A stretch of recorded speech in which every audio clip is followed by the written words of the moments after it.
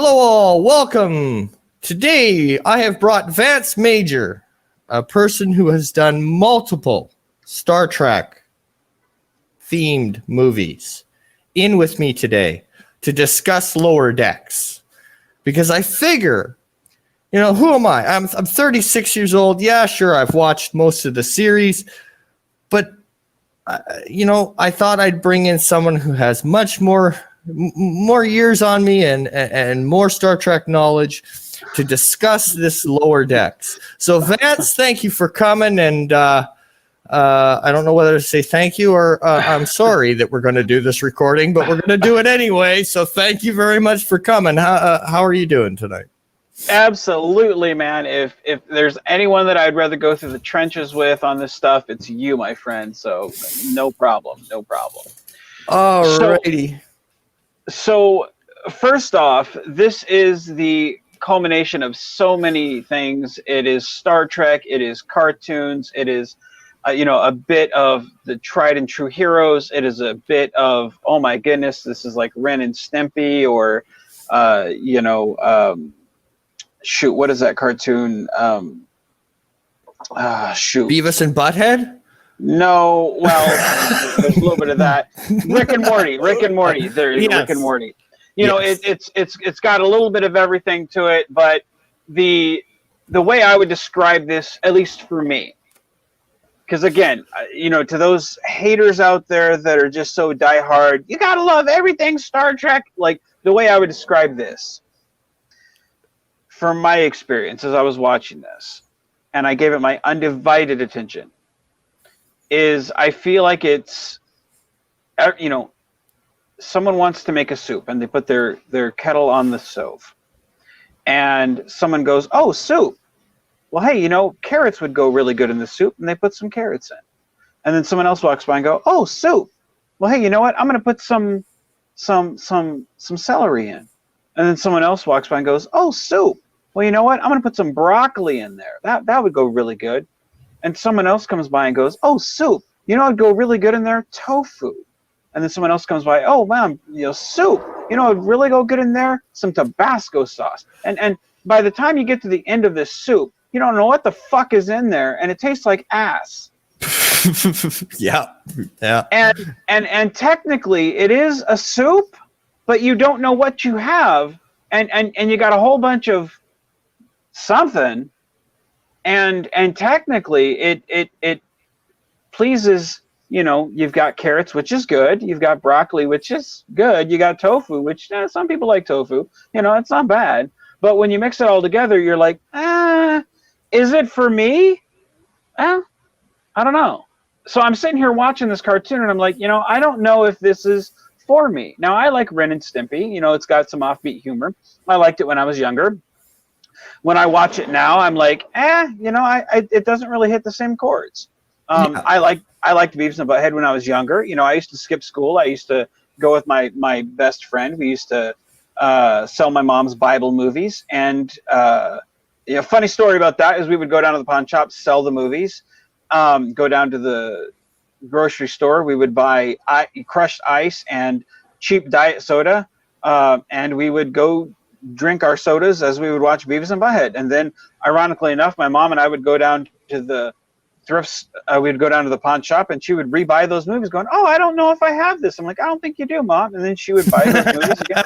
And then my best friend and I, my best friend and I would go and resell those movies again. Now the guy at the pawn shop would go, I don't know if I should be buying these movies for you. But he knew what the fuck I was doing. But I like Beavis and Butthead, but watching it now, I'm like, some of the jokes don't really land on me quite the same. So as I'm watching this cartoon, it doesn't quite hit the same chords. Some of the jokes, it doesn't quite land with me. What are your thoughts, man? Because I'm rambling here, stealing your thunder. No problem. That's no problem. I do it enough. For me, on the overall, and I would like to go through certain aspects of this with you, but for right now, my overall thoughts on it is you missed it by that much. And the other thought is, did you not learn a damn thing from Discovery? And then I look at this and I realize it's a cartoon, and I realize it's made for younger audiences. And by younger audiences, I mean 16 to 25, because I don't think anyone, even as me as a father, I'm probably not letting my 9-year-old watch this show. No, that's the thing. That's the biggest thing. I was so discouraged because with Discovery I can't watch it live with Royce. Because you've got Klingon tits that pop out, and you're like, "What the fuck Or is a this?" headless baby. Yeah. You've got Star Trek Picard, where same type of You stuff. got to pre-screen it first. Yeah. You've got Icheb's eyeball being ripped out, and you're like, "Oh shit, really?" And you didn't really have that type of problem with Next Gen. Now, I know some people will argue because you had the alien, in the episode. In the first season episode, you had small things like that, which, were laughably, horrific, but, again, those are laughable effects. But, as I'm watching this series, the first 2 episodes, that first one with the zombie stuff, I'm like, I can't let Royce watch that. No. And then the second episode, I can't let him watch that. So no, there's a are, part where there's a character's pants are all the way down. You're not having a 5-year-old watch that. No. Well, yeah. My kid's 3.5. Like again, he started watching, and he's like, oh, and he loves Star Trek. We play, tag with, starships. I grab my Enterprise D. He grabs the Vorcha because he loves the Klingon ship more. But we'll play tag with the starships, and I'll press the torpedo buttons and fire at him. He'll press the Klingon fire button, the disruptor one, and he'll fire at me, Yeah. But it's sad because it's like, this would be perfect for him. Oh yeah, it would. Cartoon, Star Trek, he loves Star Trek. He's got the, I don't know if you've seen the pictures on Facebook, but he's got the bridge and the engineering section in the front room. Yeah. With the Playmates action figures that I've given him that were mine when I was a kid. Yeah. And he plays with those often. He's got the Borg, which he calls, robot, because he doesn't know the names. But, he plays with them. He loves Star Trek. He's grown up with it. When he would hum the Next Generation theme song that him and I would watch, and that's all he knew. He's watched the action sequence from yesterday's Enterprise. That's one of his favorite scenes. He watches that with me religiously. So he loves Star Trek, but this is a cartoon that he can't watch. And as a parent, that bums me out. So yeah, exactly. I again, this is the 3rd series that they've released that I can't watch with my kid. Yeah. So as a fan of Star Trek, I've moved past being disappointed, and I'm starting to get pissed off because it's like, CBS, stop fucking around with me as a fan. I make fan films, so obviously I'm giving money to fucking, you guys for making my shit. But as a fan, like, I can't enjoy this with my kid who, like, once I keel over, this guy is going to be buying your shit. Yeah, so exactly. Why are you alienating a future fan? Yeah, and the other thing with it too is, now I kind of want to bring us to the show itself. Now, one thing that I've liked, I don't like every part of it, but the intro isn't bad. I like the music, and I like the nod at the end of the intro when the ship warps off like the Enterprise D did in TNG. I liked that part. Well, the thing about the things it does right, because it's not a complete bomb. It's not. It's got a lot of good things to it. Like when the Romulans are fighting the Borg and the ship's there, and it's. But the thing about it is, the things it does right, which are those serious moments, or this, those are really great things. When it brings you back into, no, this is actual Star Trek, and you're like, oh wow, that's cool. Or like when that alien thing is sucking on the warp nacelle, and you're like, oh, that's kind of like, that's something that would actually happen in Star Trek. Like let's see some more Star Trek instead of just waka waka waka. We got a joke in here. Like, show us some Star Trek. Instead of absolutely. like, like it's fun to get to know some characters, but not everything needs to be the butt end of a joke. Like, I loved at the end of the episode when of episode 2, when she's actually getting to know she sends out a message to the Ferengi character, and he's like, "Hey, did that work for you? Was I convincing?" And she's like, "Yeah, you did great." I love that connection. The problem with this, for me at least, is everything is a butt end of a joke, and it's like you don't have a chance to breathe. Where it's like, here's a joke, here's a joke, here's a joke, here's a joke. Look how clever we are. Here's a joke, here's a joke, here's a joke, and it's like, good God, let us breathe here. Let's get to know some of these characters, and so it's just so. Go ahead. Speaking of Mariner, what are your thoughts on her? Because for me, I don't like her as a character. Which one is that? Is the female lead. So the one that's been busted down, the one that his father's an admiral, her mother's the captain. And the part that bothers me about her is she's very Michael Burnham-esque so far, because she knows everything, does everything, and knows everyone. And I mean, even in like episode 2, it's stated on screen by the male secondary character that they're not too far in age. So how does she have all this experience if he's fresh out of the academy and they're really close in age? How does she have all this experience? How does she have all of this when, like I would be okay with it more if she was older, I think, where she made it to a rank and then got busted down to ensign.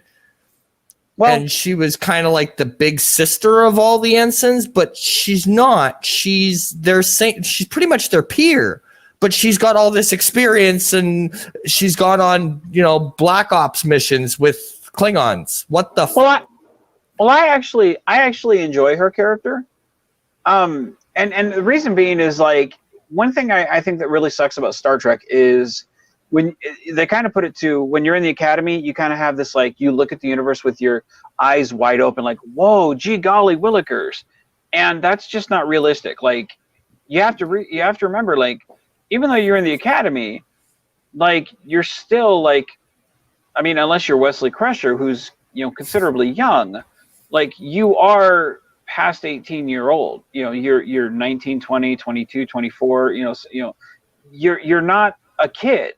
So I don't know about you, but I don't know any 22-year-old that acts like, gee golly williker, like Burt Ward Robin. I don't know anyone that acts like that. And that's how they usually portray cadets. I'm sorry, nobody acts like that. So to me, she's the most realistic, because it's like you have common sense knowledge on this stuff. Like, all this stuff is actually pretty real world knowledge. So yeah, but by that I mean, like, by her knowing everything and knowing everyone, is she's taken a blood oath with a Klingon. She knew the Ferengi. She's done Black Ops with the Klingons, and it's like, whoa, wait a second, this doesn't add up to your age, but. Okay, unless we're to believe that we're sending kids now on Black Ops missions, but it's kind of hard to tell what age she is, because again, it is a cartoon. I don't know. Yeah. Maybe I missed it. Did they say that they're the same age? Yes, in episode 2, the male character, right? He even calls her out on it in the second episode, because he says, "How do you know all this? We're not that much different in age." Okay. Right? Well, so they established this as canon, that they're not much different in age. So there's not an age gap here. So and I would actually, it's funny that you bring up Wesley, because in some of the chats and some of the people I've spoke to, a lot of people are starting to think that she's going to get the Wesley Crusher arc, which is that the reason that she has so much experience is she's going to be like Wesley Crusher, and she would have been on a starship with her father when he was captain, let's say. And That's where she got the Wesley Crusher arc. It just hasn't been ta-da. Look, remember Wesley Crusher? Look, we did it again. That would make sense, yeah. Right? So to me, but my problem is they haven't established any of that. And I get it. We're only 2 episodes in. But at the same time, you're coming off a Discovery where you have a female lead that is, oh my God, perfect and solves everything. Yeah. Right? This is not what you want your fans to go, oh, great, another Michael Burnham right out of the gate. And that's what you're painting her as. So you're dooming this character before she gets any legs under her, in my opinion. Right. Yeah, I can sense? See. No, I can see it. When looking at it from that perspective, I agree with that. I can see that. I think they just want to make the character more relatable to, 20-year-olds. I guess kind of the know-it-all, like someone that's not know-it-all, rebellious, 17, 18, 19, 20. Yeah, I have a couple. But so for me, but for me, I just think it was the wrong move because you have that bad taste in the fandom's mouth already from the Burnham character. I guess that's part of the problem is like they just keep having the same old carbon copy. Let's do this again. Let's do this again. Let's do this again. Let's do that. Again, and I don't really have an understanding of the other characters. And again, since is this a parody? Is this not? Is this, because again, it's hard to tell like exactly what this is because it doesn't really take itself too seriously, but it does. I mean, there's moments where it takes itself seriously. There's moments where it doesn't really take itself seriously. It's just not. It's just not that good. And again, like with the uniforms, like when exactly does this take place? Is this post Nemesis? Is this, pre-Picard? Is this after Picard? Like when exactly does this take place? Well, they mentioned the Enterprise. Well, they mentioned a ton of shit. Oh yeah, but and here's my. Let me see if you agree with me, because this is something I was thinking about when I was trying to think of something positive to say about the show, or something that because anybody can complain, anybody can say, oh well, it just sucks, but I like to be able to go, it sucks, and here's what I would change. I like to be able to do that. So one of the things I was thinking about was if they had, because one of my biggest pet peeves with this is the Lower Decks characters. I don't mind if they're a little zany and a little off the wall and a little, out there. I don't mind that. But you've got the captain, the first officer, all of them. The only one who acts like he's got an adult mentality to some degree is the chief of security. The rest of them all are basically 16, including the captain, mentally. See, I would beg to differ because even he acts like he's just fucking out there. Because like when the guy tells him, hey, I kind of want to go back, and he's like, "Are you telling me?" And then changes it. Kind of changes his tune. And even the chief engineer, when he kind of plays the same card, like it's kind of the same joke, where you think they're going to be mad and then they're not. To me, it's like I agree with you. I think the older people should be more seriously, and then the more lighthearted characters should be the Lower Decks, because that's where the audience should kind of see, that's where that's where the audience should look at that and say that's where I can relate to them, instead of just having kind of the one know-it-all character. Yeah, because the part that bothers me is in the first episode, right? Mariner states, when they were talking about the differences between the decks, right? The upper, command and lower decks, right? She goes, well, all of them are stuffy, uptight, and boring. But then you go up to there, and then that's not what they are. So here's my take on where this is kind of failing, at least from my perspective. That one statement where she's like, they're uptight, they're stuffy, they're this, but they're not. You've not portrayed them that way. way. If you had portrayed them like how average fans see Star Trek, where they are stuffy, they're kind of uptight. They're Jean-Luc Picard. Exactly. Yeah, no, that's exactly like they've got their rules and regulations, but then when you get to lower decks, they're the cooler people. They're they're this or that. So your general audience can be like, well, I haven't really tried Star Trek, but you know what? This is kind of cool. I like this. This is the Rick and Morty. But then when you act, and that's their way to see Star Trek, where they're like, yeah, you know what? This is kind of cool, and and then when they actually do relate to the Picards or the regular crew member, the senior staff, they're like, you know what, that really wasn't so bad. You know what, maybe I'll give Star Trek a chance, because this really is not Star Trek. No, it's not. So when your average, say your average person who likes Rick and Morty, watches this and they're like, oh man, I really dug this, and then they turn on, TNG. Yeah, it's, what the fuck is this? Yeah, exactly. And again, for me as a fan, I watch this and I'm like, I've got no problem if your one ship has a different uniform. But again, when does this take place? And the thing is, like, your admiral even has the same uniform, and your outpost had that same uniform. So okay, this uniform is obviously spread out throughout the galaxy. So yeah, when does this take place? Is this before those kind of racer uniforms that was, before the current Star Trek Picard uniforms, which is after Nemesis? Or is this, like, when does this take place? Because to me, this just feels off. So I don't know exactly what this is. I don't know exactly when this takes place. I don't know what I'm watching or what this is supposed to be. And nothing you're telling me, even in its own universe, makes sense. So it feels almost like a Naked Gun version of Star Trek, which I love the Naked Gun, but I don't love this. And I watch this in spite of not enjoying it.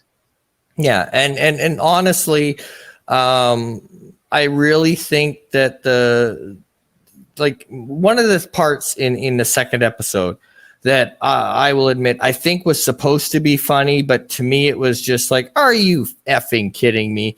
Is the whole glowing bulb thing, the glowing ball that we've seen in Star Trek before.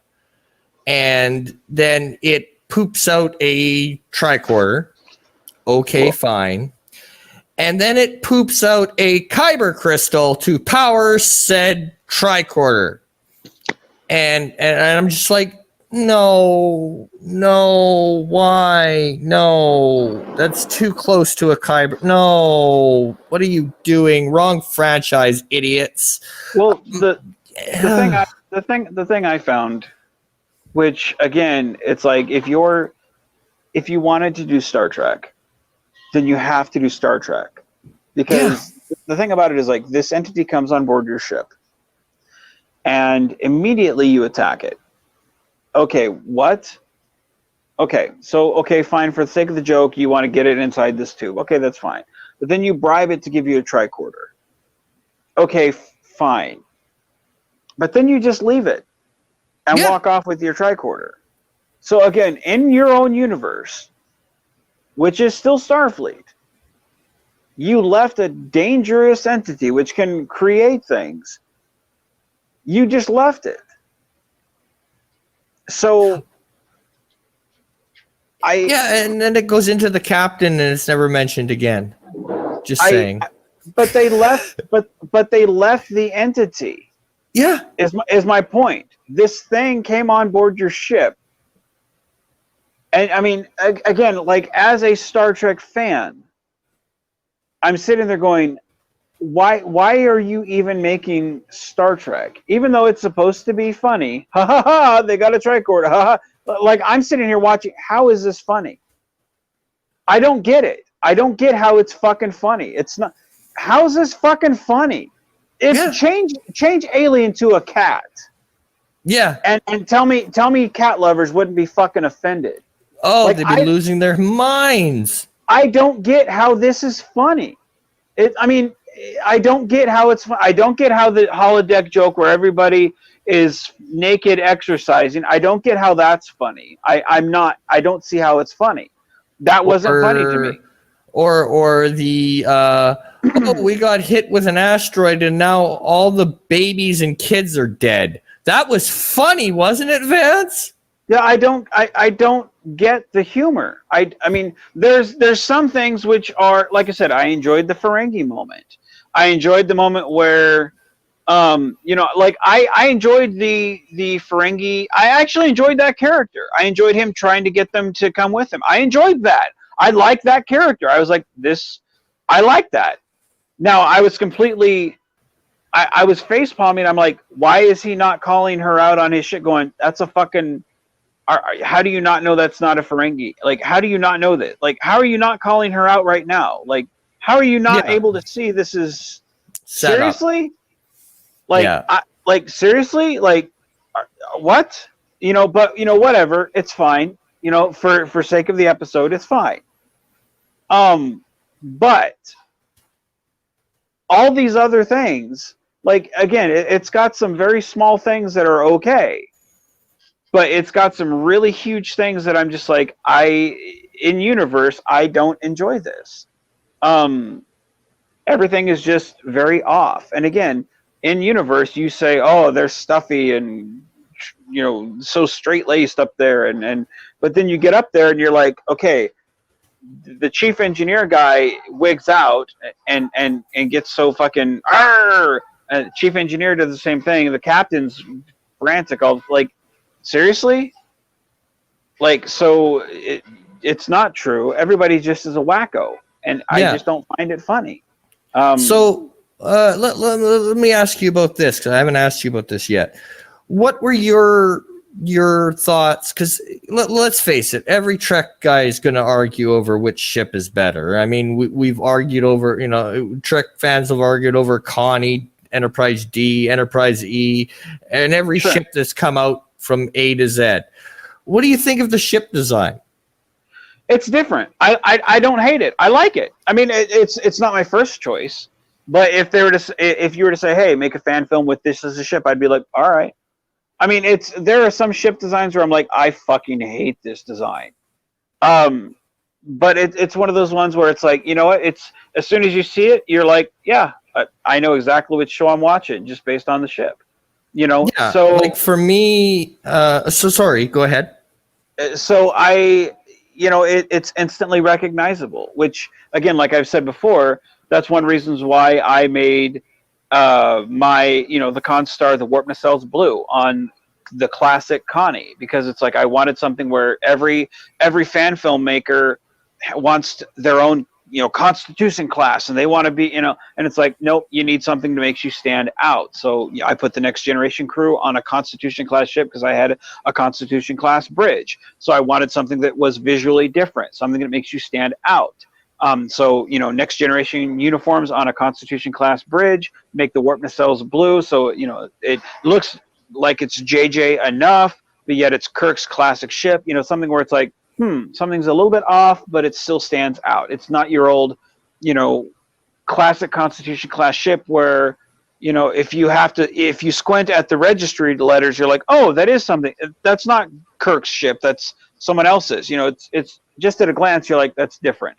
So this ship, just looking at it, you're like, oh, yep, that's lower decks. Looking at the Enterprise D, you look at it, you're like, oh, that's Picard's ship. Looking at the Defiant, oh, that's Sisko's ship. So this does exactly what it's intended to do. Is it beautiful? No, it's an ugly design, but it serves its purpose, and I don't hate it. So Yeah, for me, it's okay. It's not the greatest, and it's not Discovery. So See, I don't hate the Discovery's design. Again, it serves it. It's low. I loathe that ship so much. To me, and maybe it's because I make films, and that's why I know what they were going for picking that design. So maybe I'm not as hard on it as others are. So I think maybe I just see it differently. But Yeah, but so for me, it's okay. It's not bad. It's not the worst thing I've ever seen. I mean, we do have a show with Discovery in it, but and it's not the best. I mean, it's no Enterprise E, but it's okay. It's not the worst thing they could have done. But other than that, so let's get a couple of final thoughts on this sucker and wrap it up. So, final thoughts in your grade overall. So, not per episode, but just overall so far. Easily forgettable. Yeah, I think I'm with you. This is with Discovery. I can look at each season and be like, this is exactly. Like, I can look at each season and say, this is what my feeling was throughout the whole season. And this was my favorite moment from that season. Same thing with Picard. This was my favorite moment from that season. And with this, I think if you watch the entire season of this, I think you're gonna be like, I have no idea what. Yep, I have no idea. So it's easily forgettable. I feel like it's the first season of Enterprise where you're not really sure what you watched and you're just like, I'm ready to watch something else. Yeah, for me, I mean, I gave the first episode a 3. I gave the second episode a 2. And I think next week's going to make me even more infuriated just by the preview. So I feel like I don't hold out hope for this show at all. I'm trying to be positive, but I don't know. I feel like you and I need to review this series together to get through it. This is gonna be a fun one, I tell you. Yeah, and not fun for the right reasons. This might cause me to have alcohol poisoning. I don't know. Bloody hell. But at that rate, I'm going to thank you again for doing this with me. It's always good to hear your opinion on things, considering you write Star Trek scripts to a degree. So, hey, what the hell? And to everyone, I hope you enjoyed the conversation. And till next time, take her easy, folks.